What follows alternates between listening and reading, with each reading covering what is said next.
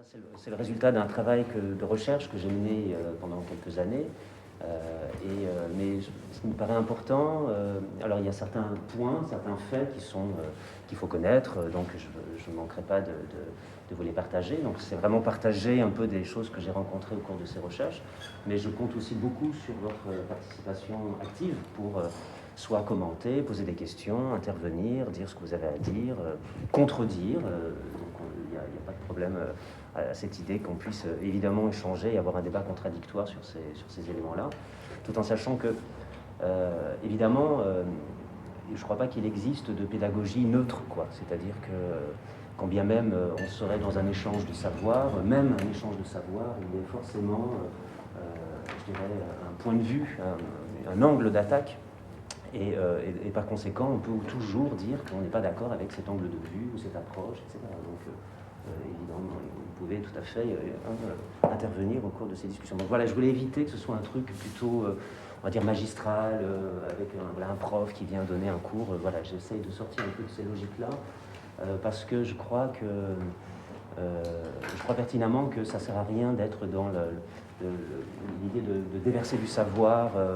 Je serais plutôt, de ce point de vue, assez proche de la réflexion de Rancière sur ces questions-là. Rancière qui disait que justement, ce qui était important, c'était en substance, c'était de faire en sorte qu'on puisse considérer comme, a priori, comme point de départ, notre égalité. C'est-à-dire que ce n'est pas une égalité qu'on va essayer de négocier ensemble. C'est-à-dire qu'au départ, vous avez la même capacité de réflexion que moi sur ces sujets. Donc, je pars de cette idée qu'en effet, on est de ce point de vue à égalité, quoi. Voilà. Même si j'ai un peu d'avance, puisqu'il y a des choses que j'ai lues avant vous, évidemment.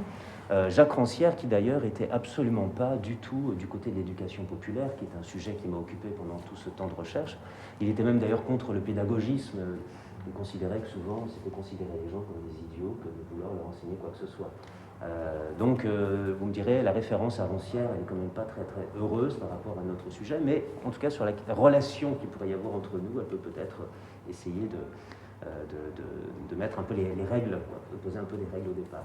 Alors, peut-être pour commencer, faire un rapide, mais vraiment très très rapide point sur là où on s'est quitté la fois dernière, pour ceux qui est avec nous ou ceux qui nous rejoignent. On avait surtout évoqué en fait les politiques culturelles à partir de la création du ministère des Affaires culturelles qui était en 59. Donc on a surtout, alors on a fait une espèce d'introduction au départ sur qu'est-ce que c'était que l'éducation populaire, et parce que finalement la question de l'éducation populaire elle est très liée aux politiques culturelles en France, je veux dire. Donc c'était important de parler d'éducation populaire pour parler des politiques culturelles. Et quand je disais que c'était une histoire politique des politiques culturelles, c'est qu'en fait, je voulais, à travers un certain nombre de faits historiques, par exemple la création du ministère des Affaires culturelles en 1959, dire que tout ça s'est fait aussi dans une espèce de débat, de lutte, de discussion, parfois un peu amère, entre les ordonnateurs, les philosophes de ces politiques culturelles, et puis les associations et mouvements d'éducation populaire. Et j'en étais arrivé à la conclusion, finalement, que peut-être les politiques culturelles en France, elles se sont finalement construites contre l'éducation populaire, contre les mouvements d'éducation populaire. Alors contre, ça a un sens un peu large. Qu'est-ce que ça veut dire contre l'éducation populaire? Alors quand on regarde l'étymologie de contre, on sait que ça signifie, enfin ça vient du latin contra. Et contra, ça veut dire aussi qu'il peut y avoir une relation de proximité. On dit par exemple qu'on a monté un mur contre un autre mur pour le tenir en équilibre. Alors ça peut aussi être en rapport avec une opposition. On va se battre contre quelqu'un. Et ça peut être aussi une politique de proportion. On dit que ça représente 20 contre 100, par exemple. Voilà, les charges, ça correspond à peu près à 25 contre 100. Voilà.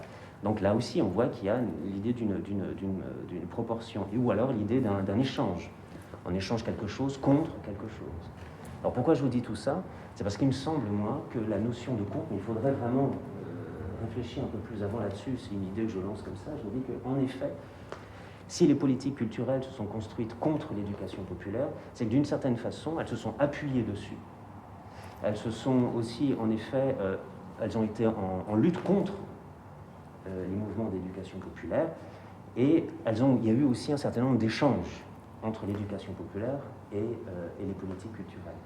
Mais il faudrait, pour le coup, essayer de prendre point par point chacune des définitions qu'on pouvait apporter au contre pour déterminer le sens véritable qu'il y a eu entre l'éducation populaire et les politiques culturelles. Mais en tous les cas, on peut partir du postulat qu'elles ont été bâties l'une contre l'autre. Alors, le premier élément, premier moment où il y a eu en effet cette relation contre, eh bien c'était en 1959 avec la création du ministère des Affaires culturelles. On sait qu'il y a eu un certain nombre de tractations avec le Haut Secrétariat de Jeunesse et Sport, parce qu'en fait, le ministère des Affaires culturelles, qui ne s'appelle pas encore ministère de la Culture, au départ, ça n'existait pas. Avant 1959, on n'en avait jamais entendu parler, sauf dans certains régimes totalitaires. Par exemple, en Italie, sous Mussolini, on parlait de ministère de la Culture, on en parlait aussi sous le régime nazi. Donc, vous voyez, quand on est arrivé en France avec un ministère des Affaires culturelles, il y avait déjà un passif qui était un peu flippant quand même pour les gens. Mais quoi qu'il en soit, on a créé ce ministère, et il a fallu, dès le départ, essayer, pour Malraux, à qui on a donc attribué cette fonction de ministre des Affaires culturelles, il a fallu qu'il spécifie les attributions de ce ministère. C'est-à-dire en quoi il se distingue des autres constituants de l'éducation nationale, dont au départ, la culture, sans s'appeler culture, faisait partie. C'est-à-dire qu'au départ, il y avait le ministère de l'Éducation, et puis dans ce ministère de l'Éducation, quand on a créé les affaires culturelles, eh bien, il y a eu d'autres ministères qui se sont créés, contre lesquels il a fallu, encore une fois, être marqué, en tout cas, sa différence. Donc, on a considéré, par exemple, on a considéré qu'il fallait impérativement que le ministère des Affaires culturelles se démarque, se distingue de l'éducation. Ça n'avait rien à voir avec l'éducation nationale. Bon. Ça n'avait rien à voir non plus avec le ministère des Beaux-Arts, même si, d'une certaine façon, il l'a un peu remplacé. Et pour ce qui concerne le Haut Secrétariat du ministère de Jeunesse et Sport, eh bien finalement, il partageait certaines compétences avec ce ministère. Et donc c'est la raison pour laquelle, lorsque le ministère des Affaires culturelles a été créé, eh bien, il a été décidé que certaines associations qui gravitaient, qui étaient sous la tutelle du ministère de Jeunesse et Sport, eh bien, allaient être intégrées à la culture. Et puis la semaine dernière, on a vu que finalement, ça ne s'est pas fait du tout aussi simplement qu'on le pensait, parce qu'on a considéré que ces activités de ces associations, finalement, on n'en avait plus vraiment besoin. Mais ce n'est pas tant qu'on n'en avait plus vraiment besoin, c'est qu'elles ont été nécessaires au départ. Ces associations ont servi en quelque sorte de support au ministère des Affaires culturelles. Servi de support parce que ça permettait à la philosophie de Malraux, en quelque sorte, de trouver concrètement des oreilles pour l'entendre. Autrement dit, les associations d'éducation populaire ont servi de relais entre le ministère des Affaires culturelles et puis les publics, les amateurs, les gens. Donc elles ont été, alors certains diraient instrumentalisées, ça ce sont ceux qui sont du côté des Dupop, qui ont une espèce de... qui pensent qu'en effet il y a eu une instrumentalisation, on les a utilisées à des fins de faire valoir justement, elles auraient servi de porte-voix en quelque sorte au ministère des Affaires culturelles. Donc ça a été assez mal vécu cette affaire, parce que la plupart ont été renvoyées à nouveau à Jeunesse et Sport. Et elles ont été renvoyées à Jeunesse et Sport parce que finalement, il a été convenu, mais ça c'était convenu au prix d'un certain nombre d'études qui ont été commanditées par les affaires culturelles, et notamment la DTMAC, qui est la département du théâtre, de la musique et de l'action culturelle. Et donc c'était en gros l'organe actif qui allait en effet qui allait réaliser la politique culturelle de Malraux. Et donc il y a eu des études qui ont été faites pour essayer de voir quelles étaient les activités, en quoi ça consistait au juste les activités d'éducation populaire, et puis on s'est rendu compte que finalement, même si au départ c'était utile, eh bien finalement le ministère ne se reconnaissait pas du tout dans ce genre d'activité. Absolument pas, il disait mais non, en fait c'est fait par des amateurs, c'est souvent mal fait, etc. Donc non, on va les renvoyer à Jeunesse et Sport. Et ce que ça montre surtout, cette affaire, et on s'était quitté là la semaine dernière, c'est que finalement, c'est comme s'il y avait deux politiques culturelles qui rentraient en opposition. Celle du ministère des Affaires culturelles et puis celle de Jeunesse et Sport et d'éducation populaire. Deux façons de concevoir, de manière pas vraiment, je veux dire, où il n'y avait pas de dialogue possible finalement entre ces deux façons de concevoir les politiques culturelles. Et ça reposait en fait sur trois oppositions majeures entre l'éducation populaire et la culture. Quand je vous dis que justement l'une s'est battue contre l'autre, eh bien, il y a trois éléments qui vont nous permettre de vérifier ça. La première, c'est une opposition qu'il y a entre la culture et l'éducation. Ça, c'était très clair pour Malraux dès le départ, en 1959. Pour lui, la culture, ça n'avait rien à voir avec l'éducation. Pourquoi? Alors, dans une allocution qu'il a donnée en décembre 1959, il a affirmé un truc, moi qui me paraît vraiment important à retenir, c'est une chose. Il disait, il appartient à l'université de faire connaître Racine, l'auteur Racine, mais il appartient seulement à ceux qui jouent ces pièces de les faire aimer.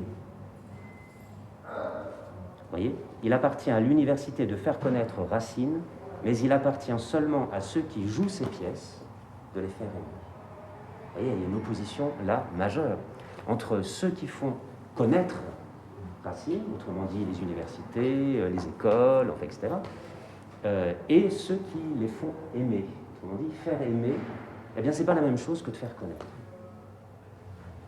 Faire aimer, c'est, d'une certaine façon, faire appel à quelque chose qui relève du sensible, alors que faire connaître, c'est en rapport avec le savoir, enfin, ce qui n'est pas la même chose que la connaissance, mais cette idée de s'instruire. Alors évidemment, quand il dit ça, eh bien, il accuse surtout les universités, les écoles, mais il ne parle pas d'éducation populaire. Il ne dit pas l'éducation populaire ne fait que faire connaître. Mais pourtant, évidemment, les acteurs et militants de l'EduPop ont bien senti que de toute façon, ça les concernait indirectement, puisque l'éducation populaire a à voir avec la pédagogie. Donc, d'une certaine façon, ils se sentaient véritablement concernés. On considérait que l'éducation populaire, ça relevait davantage du loisir, un loisir dirigé, alors que le ministère des Affaires culturelles, lui, cherchait surtout à diffuser les créations. Donc, absolument rien à voir avec une activité de loisir. Donc, vraiment, cette opposition, elle était très nette entre éducation et comment dirais-je, les créations. Voilà. Alors, c'est vrai que on peut considérer d'une certaine façon qu'ils ont un peu raison au ministère des Affaires culturelles, parce qu'il y a toujours quelque chose qui échappe à la pédagogie. C'est-à-dire que vous avez beau expliquer une œuvre à quelqu'un, mais il y a toujours quelque chose qui échappe à l'explication. Vous avez une œuvre qui vous dépasse, c'est la notion du sublime, par exemple. On n'arrive pas à dire pourquoi, mais ça nous a touchés. On n'arrive pas à dire pourquoi, mais ça nous a touchés.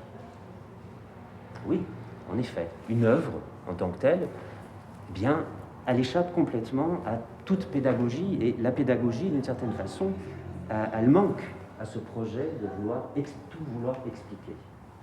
Alors, on va dire que l'éducation populaire, elle avait finalement une vision appauvrie de la culture, puisqu'elle ne cherchait qu'à expliquer des choses, mais c'est rien par rapport à l'ensemble des choses qu'elle ne peut pas traduire par des mots ou par des explications. Mais ça voulait dire aussi une chose, c'est que la philosophie de Malraux, finalement, elle était davantage dans une perception de l'œuvre qui ne supportait pas toute explication. L'idée de rationaliser, l'idée de vouloir rentrer dans des explications, elle refusait cela, parce qu'elle considérait qu'il fallait avant tout considérer une œuvre comme étant quelque chose qui permettait au spectateur d'éprouver un choc esthétique. Quelque chose d'universel. Et quelque chose d'universel, exactement, quelque chose d'universel. C'est-à-dire que, où que l'on soit dans le monde, en France ou ailleurs, à l'étranger, une œuvre, si elle touche, elle est presque universelle. Donc, elle dépasse les frontières. Les frontières ne peuvent pas limiter, en tous les cas, la réception ou le choc qu'on peut avoir face à une œuvre qui nous dépasse, qui nous submerge, qui nous touche en profondeur. Et puis aussi parce qu'elle considérait que une œuvre, donc puisqu'on était face à une œuvre et on ressentait comme un choc, eh bien, elle avait une puissance, un pouvoir de sidération sur le spectateur. On était absolument médusé. Vous connaissez le mythe de la méduse, c'est-à-dire que Thésée, c'est Thésée, c'est ça, face à la méduse, il est absolument médusé, c'est-à-dire qu'il est paralysé, il est en quelque sorte, bonjour, absolument incapable de réagir. Eh bien, l'œuvre, elle devait avoir, enfin en tout cas telle que le concevait Malraux, elle devait avoir cette puissance de fascination, en quelque sorte, sur le spectateur. Elle devait le méduser. Autrement dit, vous voyez que c'est contradictoire avec l'idée de vouloir l'expliquer. Si on est médusé par une œuvre, impossible, je vous défie de vouloir l'expliquer. C'est pas possible. On est d'abord pris par cette œuvre, et puis peut-être plus tard on pourra en parler, mais beaucoup plus tard. Et quant à l'expliquer, ça va échapper entièrement à toute explication. Donc, première opposition possible entre les œuvres d'éducation populaire et le ministère de la Culture, des Affaires culturelles, en ce sens que la culture et l'éducation, ça n'a absolument rien à voir. Alors à cette opposition, il y en a une deuxième. Il y en a une deuxième parce qu'on va considérer que déjà assez tôt, il faut savoir que les maisons de la culture, c'est ce qu'on avait dit la fois dernière, c'est un petit peu le bras armé en quelque sorte du jeune ministère des Affaires culturelles. C'est surtout par les maisons de la culture que finalement le travail va être mis en place. Et puis Malraux, assez vite, va considérer qu'il y a, quand je vous disais qu'il y avait une concurrence en quelque sorte, un partage de compétences avec le ministère de Jeunesse et Sport, c'est que la Jeunesse et Sport, on n'a pas des maisons de la culture, mais on a ce qu'on appelle les MJC, les maisons de la jeunesse et de la culture. Alors là, ça pose un problème parce que finalement, est-ce qu'on serait pas un peu, est-ce que la culture marcherait pas sur les plates-bandes de Jeunesse et Sport? Est-ce qu'il ferait pas un peu le même travail? Et assez tôt, Malraux va dire que de toute façon, ça n'a rien à voir, parce que les maisons de la jeunesse et de la culture, finalement, c'est d'abord des maisons de la jeunesse. Et la culture, ça passe en second. Autrement dit, c'est bien comme activité de loisir pour des jeunes, c'est très bien pour eux, mais sur le plan culturel, c'est un peu en dessous de ce qu'on peut attendre d'une véritable action culturelle que lui pouvait l'entendre. Donc il va considérer que finalement, les maisons de la culture, eh bien, on pourrait les appeler aussi maisons de la culture et de la jeunesse. Parce que les maisons de la culture et de la jeunesse, elles pourraient tout aussi bien s'adresser aux adultes, mais aussi aux plus jeunes. Et on présenterait en plus des œuvres de qualité, des œuvres qui justement produiraient cette espèce de choc esthétique dont on a besoin pour véritablement la considérer comme une œuvre. Donc, il va vouloir enlever le jeunesse de maisons de la culture des MJC pour en quelque sorte se l'attribuer. Et les études qui ont été faites au fur et à mesure par les administrateurs des affaires culturelles vont considérer que finalement, ces activités, qu'est-ce qu'elles ont de commun, ces activités d'éducation populaire, c'est qu'elles sont artistiquement plutôt médiocres. Médiocres parce que finalement, ce sont d'abord des activités qui sont tournées en direction des amateurs. Aïe, aïe, aïe. Amateurs, pour le ministère des Affaires culturelles, ça n'a rien à voir avec l'exigence artistique qu'on peut attribuer aux œuvres. Autrement dit, si c'est une pratique qui est faite en direction des amateurs, alors ça veut dire qu'elle n'est pas forcément très exigeante, ou aussi exigeante que pourrait l'être une pratique faite par des professionnels. Une sorte d'élite culturelle, enfin, il y a un truc où... Ouais. Alors c'est bizarre parce que je sais pas... Enfin, qui est légitime pour dire, moi, ma culture, c'est une culture d'élite, et toi, ta culture, c'est un truc médiocre, ou je sais pas quoi, je sais pas comment... qui peut dire vraiment ça? Je sais pas comment... Après, je comprends que, par exemple, je prends des extrêmes entre entre un rappeur, Jul et Racine. Enfin, je sais pas si tu un rapport Jul qui a des paroles un peu basiques. Je sais pas Une guitare sur la canebière, une guitare sur le guépard. Ah oui, voilà, exactement. Voilà. Et donc voilà, ces choses-là. Mais après, c'est une culture aussi populaire, même si j'aime pas ce mot populaire. Donc voilà, ce truc-là entre culture élitiste et culture populaire, comment on fait aussi avec les gens une culture en commun. Enfin, je sais pas comment. Alors, oui, ça c'est une vraie question.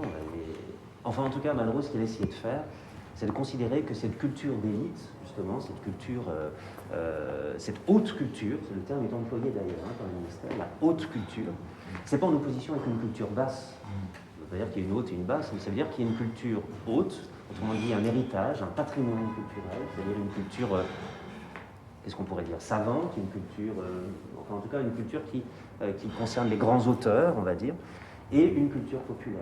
Et pour la mission que s'était octroyée donc le ministère des Affaires culturelles, c'était de dire que cette haute culture, il fallait la partager au plus grand nombre.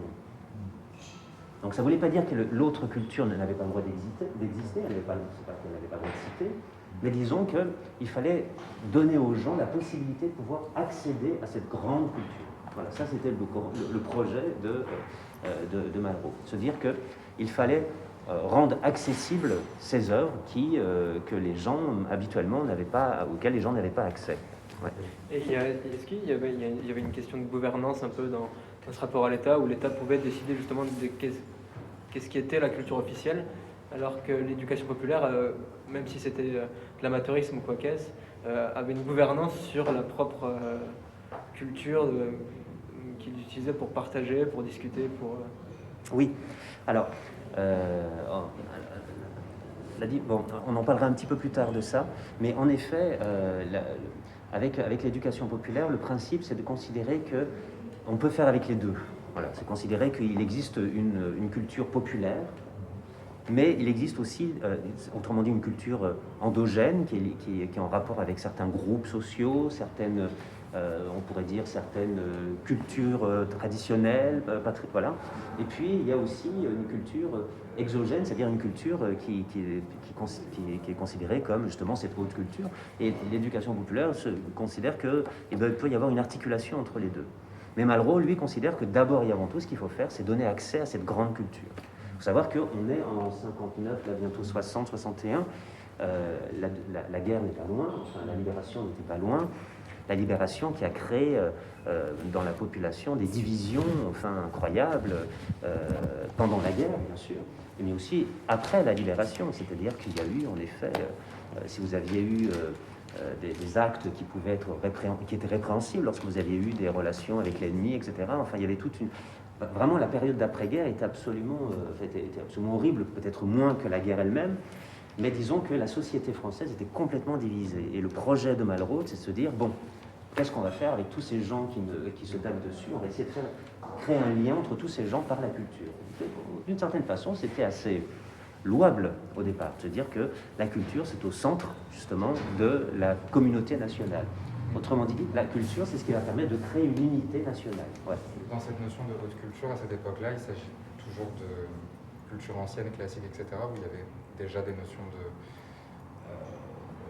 d'auteurs, je pense par exemple d'auteurs contemporains qui accompagnaient ce mouvement de haute culture, où c'était vraiment lié à une culture passée, historique, traditionnelle? Je pense que c'est beaucoup plus lié à une culture passée, historique.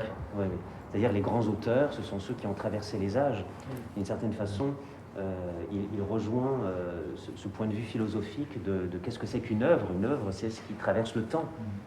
On peut considérer que c'est une œuvre à partir du moment où ça a traversé les époques, les générations, c'est ce qui perdure, à travers les siècles. Donc c'est plutôt cette culture-là à laquelle on va essayer de rapprocher les gens. C'est les grands textes classiques, etc. C'est toute cette culture dont on a hérité. On n'est pas encore sur l'écriture contemporaine des auteurs, des jeunes auteurs, on est plutôt sur l'héritage. Comment faire en sorte que cet héritage puisse être partagé. Donc là, problème avec l'éducation populaire, non. Si vous les faites travailler, si les activités qui sont menées sont faites avec des amateurs, on va considérer que les amateurs ne sont pas en capacité de pouvoir être à la hauteur de ses œuvres peut-être. Néanmoins, rien n'empêche qu'ils puissent avoir une activité, mais ces activités n'ont rien à voir avec le ministère des Affaires culturelles. Autrement dit, les amateurs, ils vont être conduits à retourner vers le jeunesse et sport, en considérant que là, les amateurs peuvent avoir leur place, alors que les professionnels, eux, on va les mettre du côté des affaires culturelles. Donc, vous voyez, la séparation déjà entre amateurs et professionnels, eh bien, c'est la séparation qu'il y a entre jeunesse et sport et affaires culturelles. Là, on est dans les années 60-61. Alors, ces années-là montrent qu'il y a en effet une opposition entre haute culture, une culture professionnelle, culture qui participe justement à l'unité nationale, culture des grands auteurs, et culture héritage. À cette culture-là, eh bien, on va opposer une culture populaire. Et donc toutes les associations qui, au départ, avaient servi de support justement à la relation qu'il peut y avoir entre les affaires culturelles et puis le grand public, eh bien, on va considérer que ces associations, on va les rejeter parce qu'elles agissent de façon didactique et amateur. Et donc, elles vont retourner à jeunesse et sport. Elles ont été intermédiaires, elles ont été utiles, mais c'est une culture qu'on va considérer comme intermédiaire. Il n'a pas sa place aux affaires culturelles.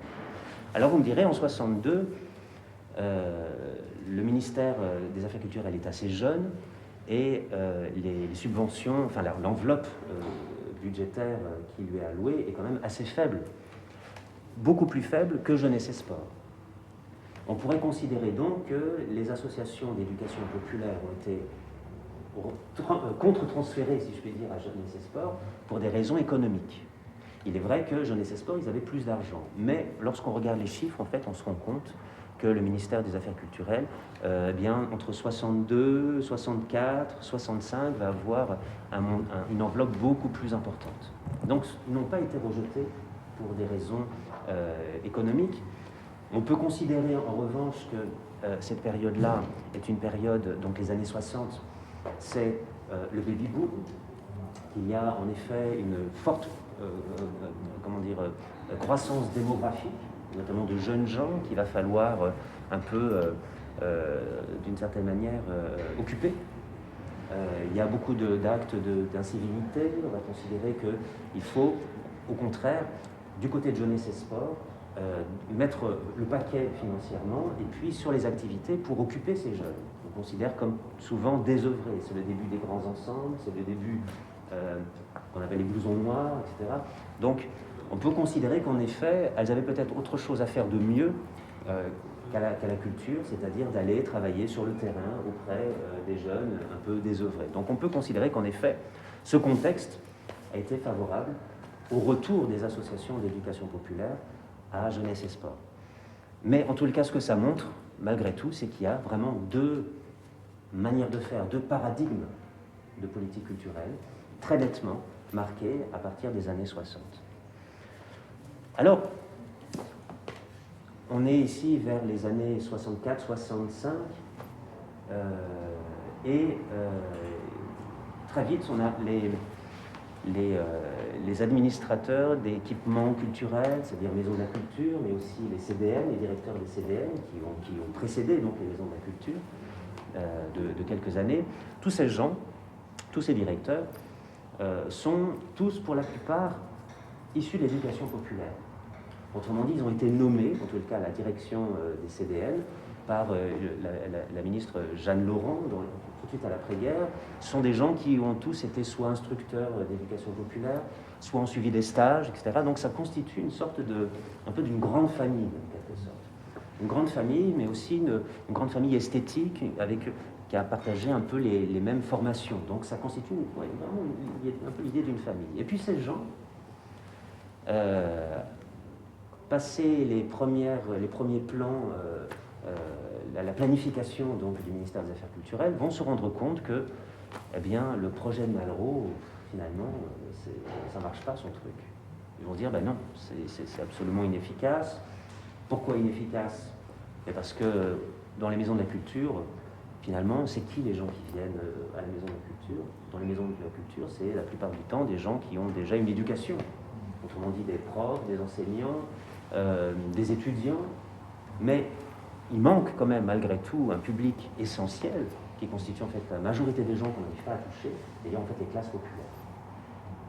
Donc ils vont se dire, mais en fait, le projet de Malraux, ce projet de décentralisation, c'est-à-dire cette idée que tout n'allait pas rester à Paris et qu'on allait envoyer dans toutes les provinces des maisons de la culture, qu'on allait créer des centres dramatiques qui allaient pouvoir, d'une certaine façon, nourrir chaque région de la culture qu'on avait eue en héritage, c'est-à-dire de faire en sorte que tout le monde puisse accéder en gros aux grandes œuvres qui étaient pour l'instant concentrées à Paris, eh bien on va se rendre compte qu'on est arrivé à une phase de la décentralisation, une phase un peu critique, et que cette décentralisation, c'est un échec.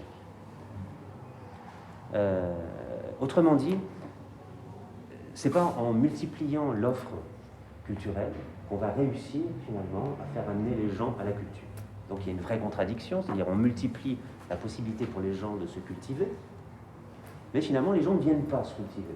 Donc la communion qu'on voulait faire, c'est-à-dire cette espèce de culture cathédrale dont parlait Malraux, c'est-à-dire une grande culture cathédrale dans le sens religieux du terme d'ailleurs, on peut employer le mot religion dans le sens étymologique, c'est-à-dire ce qui permet de relier les gens.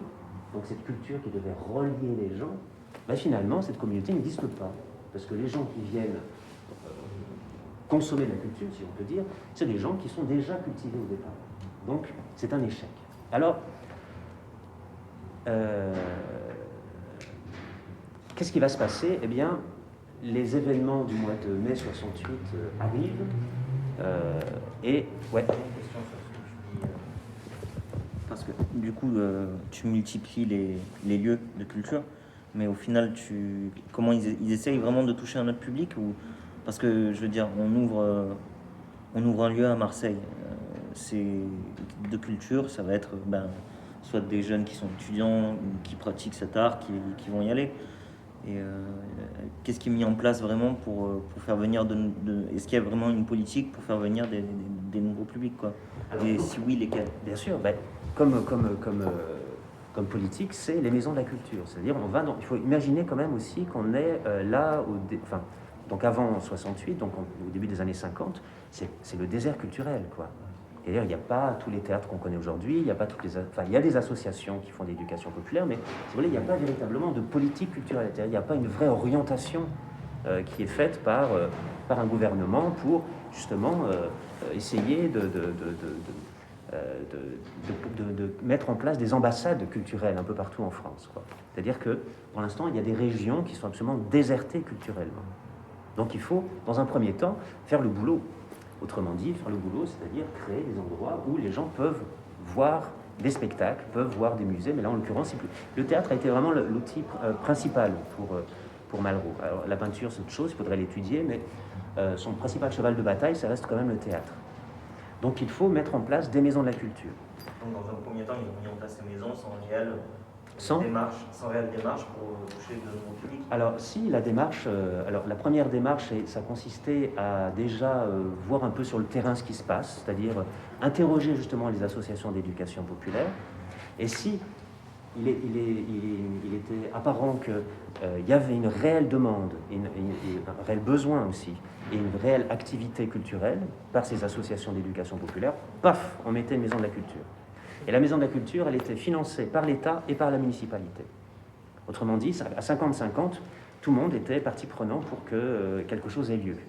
Et le directeur était élu par un conseil d'administration, et donc on établissait une programmation, donc il y a des spectacles qui allaient se jouer, etc., qui allaient tourner d'une maison de la culture à l'autre, enfin voilà. Donc ça, c'était... on part d'un constat, on part d'une philosophie, celle de Malraux, qui considère qu'il faut créer des liens entre les œuvres et les gens. Et pour créer ce lien, eh bien, concrètement, on va mettre en place des maisons de la culture. Donc il y a un vrai travail qui a été fait là-dessus.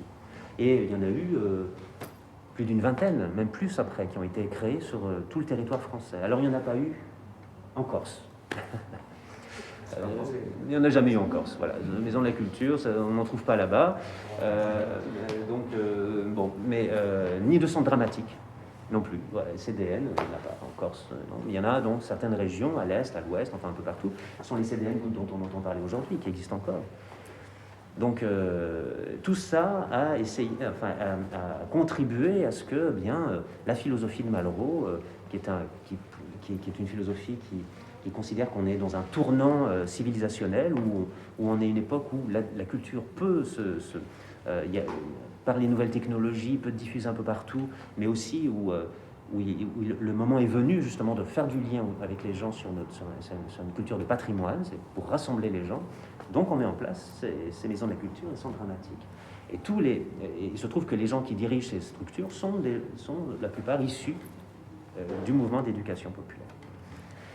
Mais ils se rendent compte donc dans les années 60 que ça marche pas, ça marche pas du tout. Alors ils ont décidé, ces directeurs de structure, de se rassembler. Ils vont se rassembler en mai 68, c'est-à-dire le 21 mai 68. Ils vont se rassembler à Villeurbanne. Ils vont rester à la demande, enfin à l'invitation d'un certain Hubert Gignoux, qui était aussi quelqu'un issu de l'éducation populaire, et aussi à l'appel de Planchon, Roger Planchon, qui va demander à ce que tous ces directeurs de structure se rassemblent à Villeurbanne et tiennent un comité permanent qui va s'établir pendant 3 semaines, du 21 mai au 11 juin. Tous ces gens sont rassemblés pour discuter, faire un peu un bilan de toutes ces années de politique culturelle de Malraux, de parler aussi un peu des contradictions qu'ils ont rencontrées, des difficultés, des projets, etc. Et donc ils vont adopter une sorte de ligne collective, c'est-à-dire qu'ils vont se fermer complètement au monde, et ils vont adopter la stratégie du huis clos, c'est-à-dire personne ne rentre, pas de journalistes, aucune visibilité sur ce qui se passe. Donc on sent qu'il y a là vraiment une sorte de contre-pouvoir qui se met en place. Imaginez les administrateurs de Malraux se réunir et commencer à deviser ensemble et critiquer sur ce qui s'est passé pendant toutes ces années. Donc on sent là qu'il y a un début de contre-pouvoir. Alors, évidemment, ça va discuter beaucoup, et puis il va y avoir, ça va être un peu cacophonique, et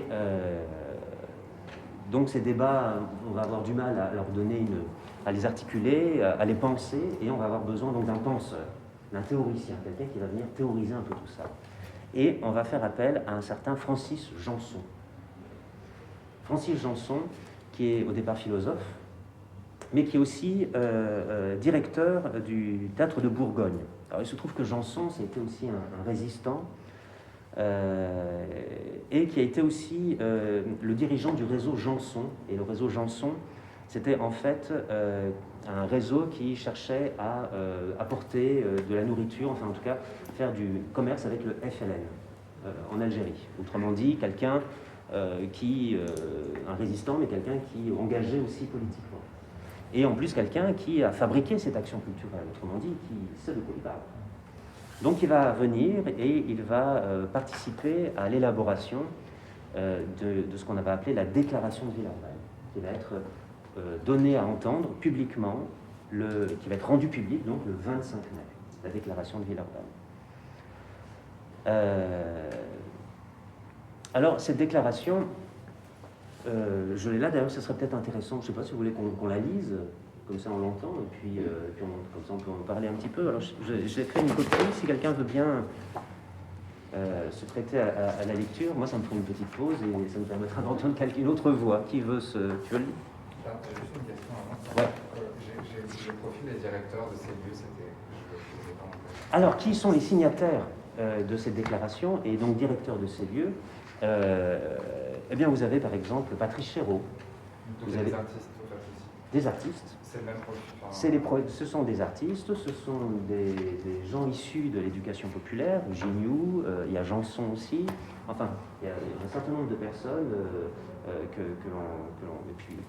l'on connaît déjà un peu. Alors j'ai les noms, si vous voulez, des signataires. Si c'était que des artistes, comme aujourd'hui dans les CDN, c'est souvent des maisons en scène. Ouais, alors il y en a, c'est mélangé, artistes Là, c'est plus mélangé. et militants de l'éducation populaire. Voilà, tout ça mélangé. Alors, les directeurs des théâtres populaires et des maisons de la culture réunis en comité permanent à Villeurbanne le 25 mai 1968 déclarent: Jusqu'à ces derniers temps, la culture en France n'était guère mise en cause par les non-cultivés que sous la forme d'une indifférence dont les cultivés, à leur tour, se souciaient peu. Ça et là, toutefois, certaines inquiétudes se faisaient jour, certains efforts étaient entrepris avec le désir de s'arracher à l'ornière, de rompre avec le rassurant souci d'une plus équitable répartition du patrimoine culturel. Car la simple diffusion des œuvres d'art, même agrémentée d'un peu d'animation, apparaissait déjà de plus en plus incapable de provoquer une rencontre effective entre ces œuvres et d'énormes quantités d'hommes et de femmes qui s'acharnaient à survivre au sein de notre société, mais qui, à bien des égards, en demeuraient exclus, contraints d'y participer à la production des biens matériels mais privés des moyens de contribuer à l'orientation même de sa démarche générale. En fait, la coupure ne cessait de s'aggraver entre les uns et les autres, entre ces exclus et nous tous qui, bon gré mal gré, devenions de jour en jour davantage complices de leur exclusion. D'un seul coup, la révolte des étudiants et la grève des ouvriers sont venus projeter, sur cette situation familière et plus ou moins admise, un éclairage particulièrement brutal. Ce que nous étions quelques-uns à entrevoir, et sans trop vouloir nous y attarder, est devenu pour tous une évidence. Le viol de l'événement a mis fin aux incertitudes de nos fragiles réflexions. Nous le savons désormais, et nul ne peut plus l'ignorer. La coupure culturelle est profonde, elle recouvre à la fois une coupure économico-sociale et une coupure entre générations.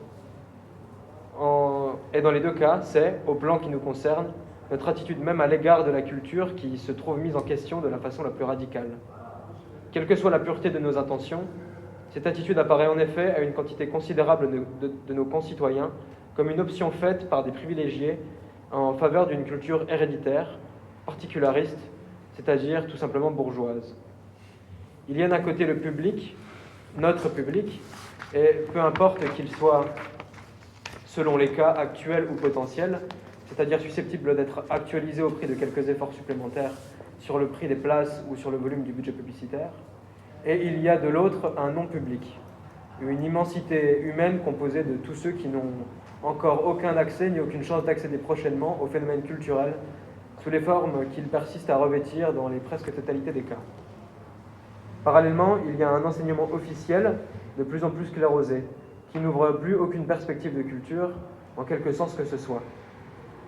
Et il y a une quantité croissante de jeunes qui refusent de s'intégrer à une société aussi peu apte à leur fournir la moindre chance de devenir, en son sein, de véritables adultes. La fonction même qui nous a été assignée nous impose, sur ces deux plans, de nous considérer comme responsables à l'égard d'une situation que nous n'avons certes pas voulu et que nous avons souvent dénoncée, mais dont il nous incombe en tout cas d'entreprendre au plus tôt la transformation en usant de tous les moyens compatibles avec notre mission. Or, le premier de ces moyens, celui qui commande l'usage de tous les autres, ne dépend que de nous. À cette impasse radicale dans laquelle se trouve aujourd'hui la culture, seule une attitude radicale peut en effet s'opposer avec quelque chance de succès. À la conception traditionnelle dont nous avons été jusqu'ici plus ou moins victimes, il nous convient de substituer, sans réserve et sans nuance, tout au moins dans un premier temps, une conception entièrement différente qui ne se réfère pas a priori à tel contenu préexistant, mais qui attend de la seule rencontre des hommes la définition progressive d'un contenu qu'ils puissent reconnaître. Car il est maintenant tout à fait clair qu'aucune définition de la culture ne sera valable, n'aura de sens qu'au prix d'apparaître utile aux intéressés eux-mêmes, c'est-à-dire dans l'exacte mesure où le non-public y pourra trouver l'instrument dont il a besoin. Et ce que nous pouvons déjà tenir pour assurer, c'est qu'elle devra par conséquent lui fournir, entre autres choses, un moyen de rompre son actuel isolement, de sortir du ghetto, en se situant de plus en plus consciemment dans le contexte social et historique, en se libérant toujours mieux des mystifications de tous ordres qui tendent à le rendre en lui-même complice des situations réelles qui lui sont infligées. C'est pourquoi tout effort d'ordre culturel ne pourra plus que nous apparaître vain aussi longtemps qu'il ne se proposera pas expressément d'être une entreprise de politisation, c'est-à-dire d'inventer sans relâche, à l'intention de ce non-public, des occasions de se politiser, de se choisir librement, par-delà le sentiment d'impuissance et d'absurdité qui ne cesse de susciter en lui un système social où les hommes ne sont pratiquement jamais en mesure d'inventer ensemble leur propre humanité. C'est pourquoi nous refusons délibérément toute conception de la culture qui ferait de celle-ci l'objet d'une simple transmission. Non point que nous tenions pour nul ou contestable en soi, cet héritage sans lequel nous ne serions peut-être pas en mesure d'opérer sur nous-mêmes aujourd'hui cette contestation radicale. mais parce que nous ne pouvons plus ignorer que, pour la très grande majorité de nos contemporains, l'accès à cet héritage passe par une entreprise de ressaisissement qui doit avant tout les mettre en mesure d'affronter et de pratiquer de façon de plus en plus efficace un monde qui, de toute façon, n'a pas la moindre chance de s'humaniser sans eux. C'est avec eux, au-delà du public que nous avons déjà réuni, que nos diverses entreprises doivent nous permettre d'établir des rapports, et cette urgence-là doit infléchir de façon décisive l'ensemble de notre action. Si le mot de culture peut encore être pris au sérieux, c'est dans la mesure où il implique l'exigence d'une intervention effective tendant à modifier les rapports actuels entre les hommes et, par conséquent, d'une enquête active entreprise de proche en proche en direction de tous, c'est-à-dire enfin une authentique action culturelle. Nous ne sommes ni des étudiants ni des ouvriers, et nous ne disposons d'aucun pouvoir de pression qui soit d'ordre numérique. La seule justification concevable de notre existence publique et de nos exigences réside dans la spécificité même de cette fonction de mise en rapport et dans l'actuelle mise en lumière du contexte social où nous avons à l'exercer. Mais une telle fonction se condamnerait d'emblée à demeurer impraticable si les moyens lui étaient refusés de s'affirmer créatrice dans tous les domaines qui sont de son ressort. Parler de culture active, c'est parler de création permanente. C'est invoquer les ressources mêmes d'un art qui est sans cesse en train de se faire. Et le théâtre, à cet égard, apparaît aussi comme une forme d'expression privilégiée parmi toutes les formes d'expression possibles, en tant qu'il est une œuvre humaine collective proposée à la collectivité des hommes.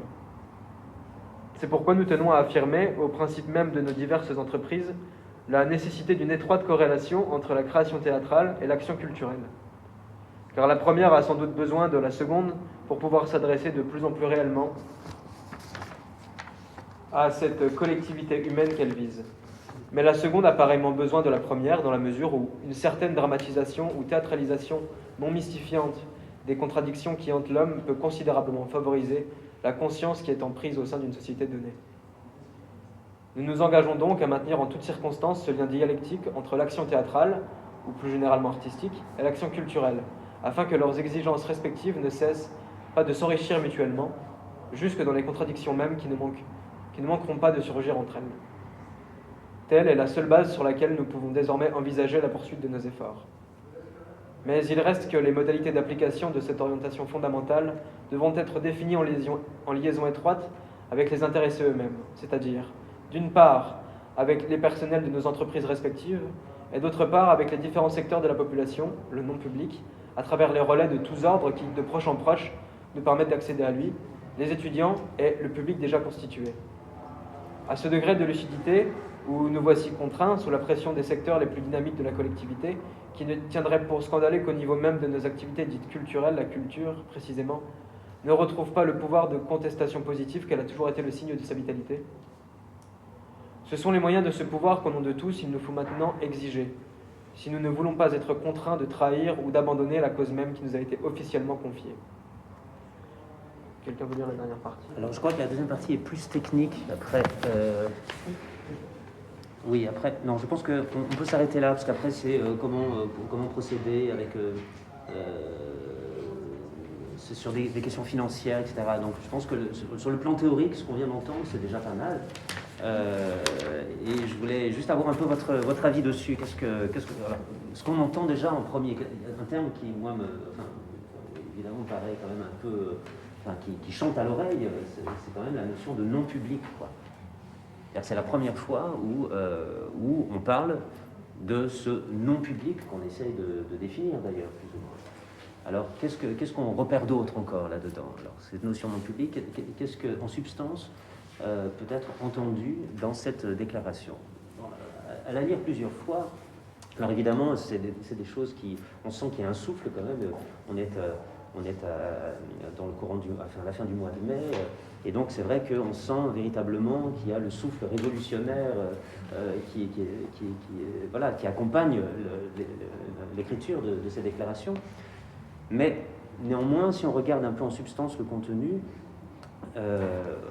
les choses paraissent un peu moins claires. On sent plus quand même une intention, un vœu, plutôt que véritablement des choses très très précises théoriquement. On sait, en tout cas, une chose est sûre, c'est qu'il faut lutter contre les inégalités culturelles. Et que là, jusqu'à présent, avec la politique culturelle de Malraux, ces inégalités sont criantes. Donc c'est un échec, donc il faut lutter contre les inégalités culturelles en sachant que finalement la culture, elle ne cesse de faire qu'une chose, c'est de reproduire les inégalités.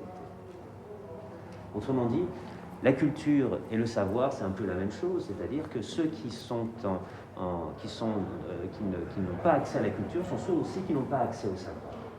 Donc d'une certaine manière, cette culture dont a voulu défendre Malraux, eh bien, elle n'a fait que reproduire finalement les inégalités sociales et les inégalités d'accès justement au savoir et aux objets culturels. Donc il faut lutter contre ça. Ça, c'est un point essentiel. En sachant que ceux qui sont les premières victimes, ce sont ceux qu'on va définir comme les non-publics. Alors ce non-public, quel est-il? Alors c'est un non-public, ce sont ceux qui n'ont pas accès à la culture déjà. Bon, vous me direz, c'est pas en rapport c'est finalement assez proche de ce que voulait Malraux, mais aussi une autre chose, ce sont ceux qui ne se reconnaissent pas non plus dans cette culture officielle. C'est tous ces gens-là qu'il va falloir essayer de rencontrer, quoi. Donc, il faut s'adresser d'abord à ces exclus de la culture. Il y a ça parle un peu de lutte des classes, j'ai l'impression. Ouais, ça c'est présent. Oui, parce que évidemment, ceux qui ne se reconnaissent pas ou qui n'ont pas accès à la culture, ce sont les catégories sociales les plus précaires, quoi. Ouais. C'est ça, et est-ce qu'au final, avant même de mettre en place des actions pour la culture, tout ça, est-ce qu'avant même ça, il n'y a pas un problème de fond sociologique qui fait qu'au final, on ne peut pas composer ensemble, donc on peut pas vivre la même culture, c'est faux. Eh oui. Du coup. Et oui, exactement, c'est-à-dire qu'il ne peut pas y avoir une seule culture, c'est pas possible, quoi. C'est-à-dire qu'il y a autant de cultures qu'il y aurait peut-être, alors, pas de groupes sociaux, oui déjà, et puis aussi de particularités culturelles, quoi. Ouais. J'ai entendu dans le texte aussi, ils disent, voilà, on demande à ces gens de venir au théâtre, etc., mais ils sont déjà plus à survivre et à produire dans ce système-là, ils sont déjà emprisonnés, en fait, exploités, et on ne peut pas leur demander en plus de venir au théâtre, quoi. Genre, j'ai l'impression qu'ils disent ça un peu. Oui, en substance aussi, c'est que déjà leur priorité, elle n'est pas à vouloir se cultiver, quoi. Et moi j'ai entendu aussi cette chose-là de la culture aussi au nom de tous, et aussi cette chose-là où est-ce qu'il y a des temps qui sont créés pour aussi que les gens, inclure aussi les gens, aller vers les gens, tout ça. Parce que j'ai l'impression que des fois dans le contexte socio-économique, les gens ils n'ont pas le temps. Il y a ce truc là où ils doivent travailler, ils doivent rentrer chez eux, ils doivent s'occuper de leurs gamins, acheter la bouffe. Je sais pas, il n'y a pas des temps consacrés vraiment à créer une culture au nom de tous, et peut-être aussi penser à voir comment on peut trouver des temps. Parce que j'ai l'impression qu'on n'a pas aujourd'hui des temps où on peut qu'il y ait une mixité aussi socio-économique, ou même une mixité de gens de classe aussi, de différentes classes sociales qui se rencontrent et qui partagent aussi leur culture, et à partir de ça, voilà, faire sortir une culture au nom de tout. Voilà. Ces questions-là des temps qu'on prend, quel temps on peut donner aussi à ça, c'est ce qui manque aussi. On n'a pas de temps. Oui, il y a une question de temps, mais il y a aussi la volonté de politiser. Il y a quand même cette notion-là de politiser la culture. Mais politiser, ça ne veut pas dire faire passer des messages politiques. C'est pas faire une culture qui serait taiseuse, quoi. Il ne s'agit pas de vouloir faire des leçons politique, mais il s'agit c'est ce qui est dit dans le texte, de se donner les moyens de se choisir politiquement. De se choisir politiquement. Ça veut dire quelque chose. Ça ne veut pas dire, il ne s'agit pas de politiser les gens. Il s'agit de leur donner les moyens de pouvoir se choisir politiquement. Alors qu'est-ce que ça veut dire, ça? Enfin, on comprend un peu le sens un peu général, mais au fond, qu'est-ce que ça vient vouloir dire, ça, se choisir politiquement? Ouais, c'est comme affiner la vision qu'on peut avoir du monde. Je pense que dans les années-là, en plus, c'est l'ère industrielle, post-industrielle, à cette ère-là, avec le Fordisme, les usines, les classes moyennes il y a des politiques d'austérité, tout ça. Et du coup, il y a aussi une idéologie qui se met en place, l'idéologie capitaliste, l'idéologie c'est bientôt la classe moyenne avec la course à la consommation et tout ça, et du coup c'est donner la place de donner des clés peut-être aux gens de pouvoir contrecarrer des injonctions, des forces en vigueur dans la société qui en fait créent les classes moyennes et d'avoir les moyens de ne pas être l'objet des rapports de force entre des idéologies qui sont... voilà. Oui, enfin en tout cas c'est de s'organiser, c'est de faire en sorte que... Mais se choisir politiquement, c'est trouver les points communs qu'on a ensemble, mais ça ne veut pas dire seulement ça, ça veut dire aussi, d'une certaine façon, montrer aussi ce qui nous rassemble, mais aussi ce qui nous oppose aux autres. D'une certaine façon, se choisir politiquement, politique dans le sens du conflit, enfin dans le sens de ce qui met... des rapports de force qu'il peut y avoir entre nous. La politique, c'est lorsqu'il y a des contradictions, des rapports de force, sinon il n'y a pas de politique, quoi. Un débat politique, il faut forcément qu'il y ait des contradicteurs, sinon c'est plus un débat politique. Donc la politique, c'est d'abord et avant tout être en désaccord. Donc c'est de cultiver en quelque sorte une communauté sensible, c'est-à-dire qu'on éprouve, on ressent les mêmes choses, on a le même vécu, on peut avoir les mêmes aspirations. C'est donc déjà faire corps en quelque sorte, parce qu'on a des intérêts communs, on a des sensibilités communes, parce qu'on vit les mêmes choses, on a le même vécu, en quelque sorte. Mais c'est aussi, d'une certaine façon, se dire qu'on est en désaccord avec l'autre groupe, un autre groupe. Se choisir politiquement, ça veut dire ça. Mais il y a aussi la volonté de se choisir culturellement. C'est ce qui est contenu là-dedans, se choisir culturellement. C'est-à-dire ne pas cultiver les gens, mais c'est de se choisir culturellement. Alors ça c'est un peu nouveau, quoi. Se choisir culturellement. C'est-à-dire, c'est pas apporter, donner la possibilité d'accéder à des objets d'art, à des objets qui seraient hérités du passé, des objets culturels, mais se choisir culturellement, ça veut dire aussi considérer la culture de chacun des gens qui sont pour l'instant considérés comme les destinataires des œuvres. Mais eux, les spectateurs, quelle est leur propre culture? Donc c'est de ça dont il s'agit. Se choisir culturellement, c'est cette volonté de considérer la culture au-delà de l'œuvre artistique. C'est-à-dire que la culture, c'est pas seulement les objets d'art, c'est aussi les manières de vivre, c'est aussi les vécus, c'est aussi les aspirations, c'est aussi les traditions.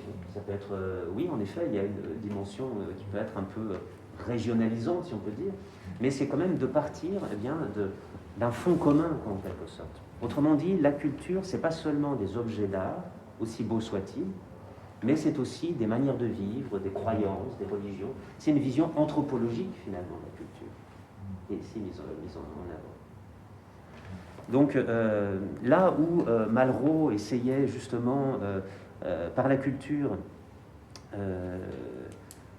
eh bien, de créer une sorte d'unité nationale, de consolider en quelque sorte une unité nationale, eh bien, avec Janson et la déclaration de Villeurbanne, on essaye finalement de restaurer le rôle du citoyen.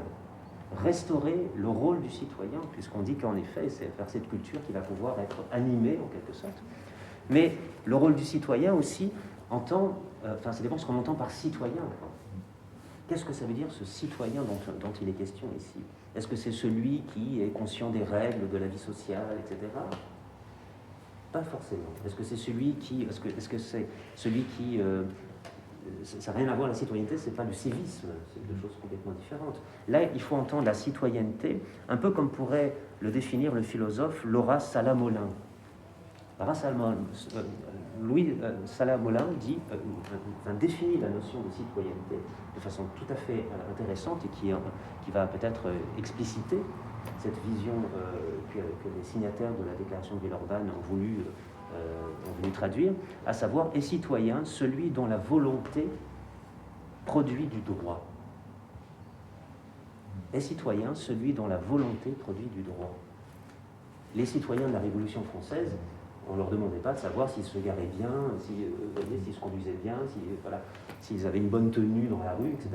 Non, ils ont été citoyens parce qu'ils ont revendiqué des droits. Un citoyen, c'est celui qui revendique un droit. Et autrement dit, là, ce que suggère en tous les cas cette déclaration de Villeurbanne, c'est que pour être citoyens, ce sont des gens qui vont revendiquer un droit, mais un droit à quoi? Un droit culturel.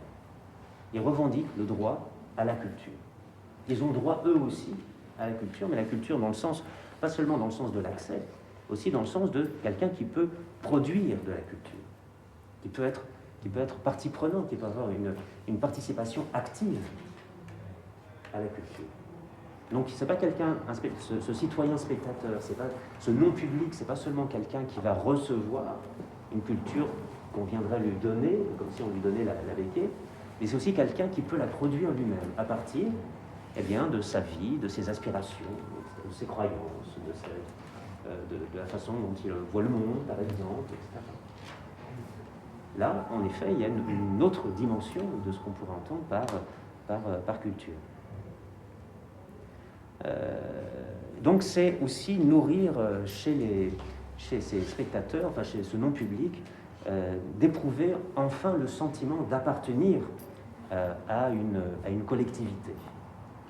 Et ça c'est vraiment très important. Alors peut-être on peut faire une petite pause, je ne sais pas ce que vous en dites.